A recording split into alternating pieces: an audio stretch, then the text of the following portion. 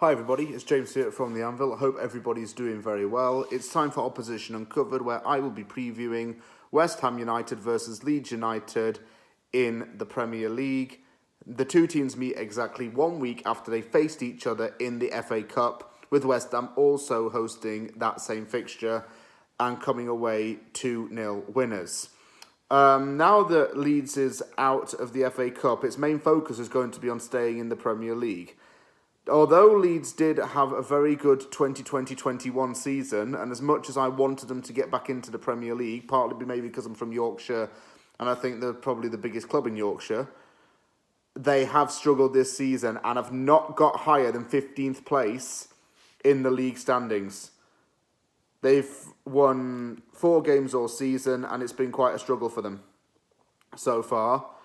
Beating them in the League Cup, I think, just gave us a little bit more of an incentive to carry on with a strong start to 2022. But there's no doubt, and as I have said this in previous videos, when things like this happen, Leeds are going to want to get revenge. And any win for them at this stage, and not least because it's a January transfer window and they can add to players, but any win for them at this stage would be very beneficial in terms of them trying to climb up the table. Because they have been in a relegation battle, like I say. They are now tipped as one of the favourite teams to go down. And if they did go down, I have to say there are a lot of quality players from that team that I would be looking at. This season, though, for them, it's been difficult. On the pitch, it's been very difficult for them. They're out of the FA Cup as well. And for the fans, they're just hoping that Leeds can stay in the Premier League for one more season. If we talk about the team in a nutshell, well, it took until October the 2nd for Leeds to win a league game this season when they beat Watford 1-0 at home. They've had a decent home record, actually, and 3 of their 4 wins in the league this season have come at home. It's just their away record that is a major, major disappointment. Last month, they lost 7-0 to Manchester City, lost 3-2 to Chelsea. Their last away win, and their only away win of the season so far, came on October the 31st at Norwich. So, with that said, they have been struggling to get results. Although Leeds did win its last game, a 3-1 home win against Burnley, things still are not going their way at all. I don't particularly think they had an impressive transfer window over the summer. They signed Daniel James from Manchester United for $25 million. He's scored twice in around 15 games for them. They got Jack Harrison in on a permanent deal, which I thought was some decent business for them because he looked quality the time he was there. But they haven't really majorly improved. They got a new left-back in Junior Firpo, someone that West Ham was linked with. But he's been a flop for them. He actually scored an own goal when we met them at Ellen Road. He put Bowen's effort off his head and into the net. So Firpo's been a disappointment. Daniel James, as much as he's a good player, I think he still needs to break his mould with Leeds. Jack Harrison signing for them was quality. They just haven't had a strong summer transfer window. Losing Robin Koch, the centre-back, to injury didn't really help as well. They've had a few COVID cases as well in the team. But that isn't the reason I think why they've been in bad form. Marcelo Bielsa has been under fire. People are starting to say he's outdated as a coach. He's maybe too rigid. And I would actually believe that. I think that Bielsa is going to be a very big disciplinarian with Leeds. And he might try to enforce quite a rigid system on the players. If that is the case, I'm not 100% sure, I'm not a Leeds fan. If that is the case, it's not working because the players aren't expressing freely what they can and cannot do on the pitch. But there are a lot of factors at play that have caused Leeds to be in a lowly position. And obviously, the last thing that club wants is to go back down into the Championship. Because to me, Leeds United always has belonged in the Premier League. I remember when I was a season ticket holder at Doncaster, I used to watch Doncaster play Leeds. Leeds always travelled in massive numbers because they are a massive club.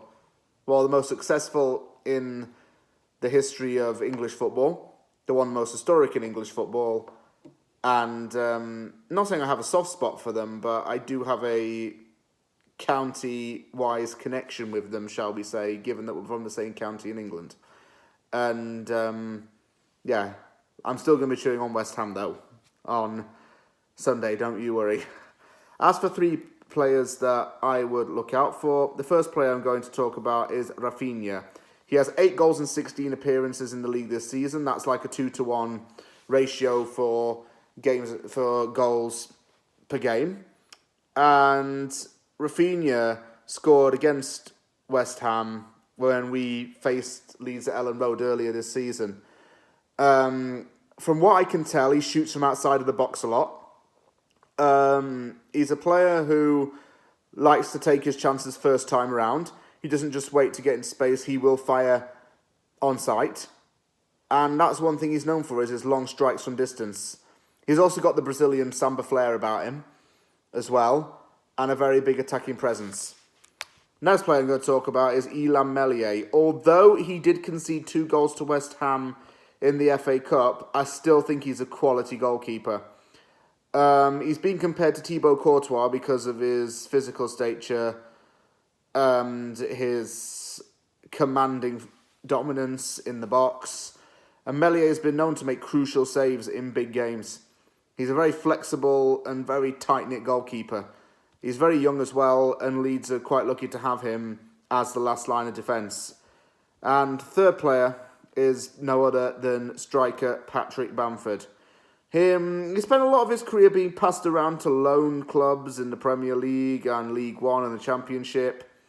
But it was with Leeds United where he really started to push on to get into the Premier League.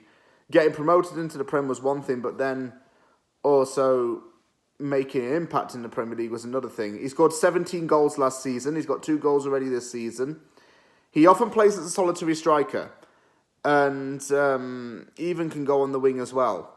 And this is the thing with Leeds, is they always do tend to play with a solitary striker. They did it even in the days when they had Ross McCormack. And even before that, they actually had a 2-striker system with Jermaine Beckford and Luciano Becchio, from what I remember. But for like the last 10 years or so, they've tended to operate with a 1-striker system. And with Bielsa in charge, Bamford has been playing as a lone striker most of the time. It's had good results, though. He's getting balls fed into him from the sides and the middle, and he's scoring goals, so something clearly there has worked. As for a player who played for both, this is a very obscure player, but he is a name that may ring a bell because he did play in the Premier League for quite some time. And that player is centre-back Matthew Kilgallen. Kilgallen was born and raised in Yorkshire and joined Leeds United in 2002. He spent 5 years in West Yorkshire and even had a brief loan spell at West Ham United in 2003. After he left Leeds, he joined Sheffield United for 3 years, then moved to Sunderland for 3 years. In 2013, he signed for Blackburn Rovers and made 57 appearances for Blackburn before he moved back to Yorkshire to join Bradford City in 2016. He's also played for Hamilton Academical in Scotland, Hyderabad in India, and now plays football for non-league Buxton. As for my score prediction of this game, I still fancy West Ham to win it. I'm going to say 2-0 yet again, because I think we've got real momentum about us. Leeds got some momentum from winning in the league, but Leeds wants to get back on track at a crucial stage in what is going to be ultimately a month where the halfway point in the season comes. So Leeds has everything to play for and needs those victories more than us. So this is why these games are going to be tough. Obviously, with both sides needing to improve for different reasons, Leeds needs to potentially add a few more players in just to get going again, I suppose, and to help the team out to get away from safety and doing so comfortably. West Ham needs to push on into the top 4. So it's kind of a must-win if we want to cement our place in the top 4. But for Leeds, it's a must-win to try and get further away from relegation. There's a lot to play for both teams, in other words. Thank you very much for watching this video. If you liked the video, hit the like button and don't forget to subscribe for more content. Take care, everybody, and I will see you all soon.